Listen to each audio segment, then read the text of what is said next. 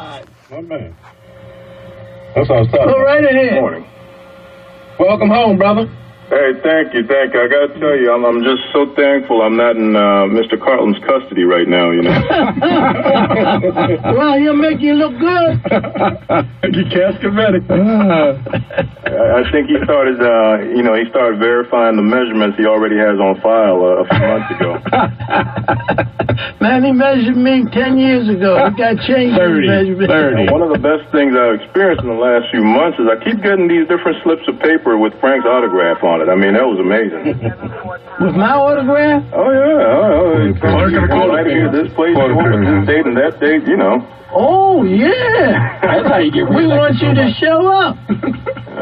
That's pretty cool, man. It felt real personal. It was a personal touch to see that. Yeah, okay, right. Sometimes people stop me and say, hey, you sent me divorce papers. Jimmy the bodyguard on Frank Conaway you sent me show. something to come as a witness for a trial, you know. It's really good to hear your show here today, sir. I haven't been able to hear radio since last year. Why is that? I just appreciate what this show does in our community here. Thank you. Well, how are you doing?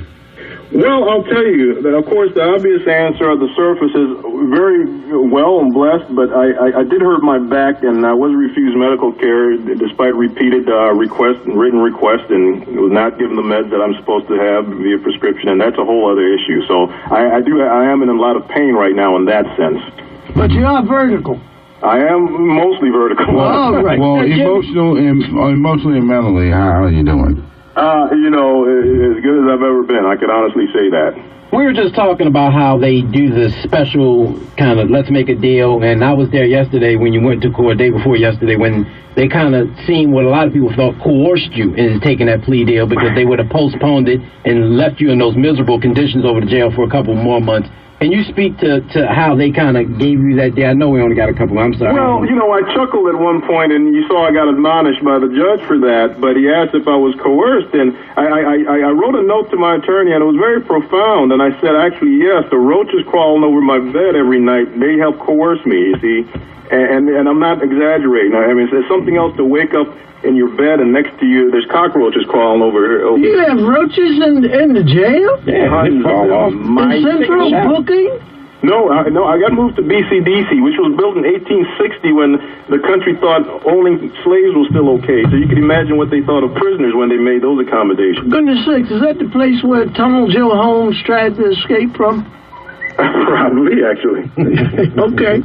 You don't know anything about Tunnel Joe. He did escape. Ain't no tried. No, he didn't escape. No, I could tell you, that facility, boy, there's so much stuff. That's the Baltimore City Detention Center for callers. Yeah. Say it again? The Baltimore City Detention Center for our callers. Yeah. The amount of violence that happens in there daily that is never released, supposedly never gets out to the news is astounding. I'm telling you. Okay. Wow. Well, we wish you well. We got to move on. Yes, sir. and we thank you for taking the time to call. Thank you. Yes, indeed. All right. Not to mention, you got mice running up in your cell, eating your commissary. Jimmy was getting ready. Frank got that down. Jimmy was getting ready to tell it out, but as you see, he going to tell the real deal, Holyfield, today at 2 o'clock to 3 on 10:10 a.m. WLB. Taxi Talk. www.wolbbaltimore.com.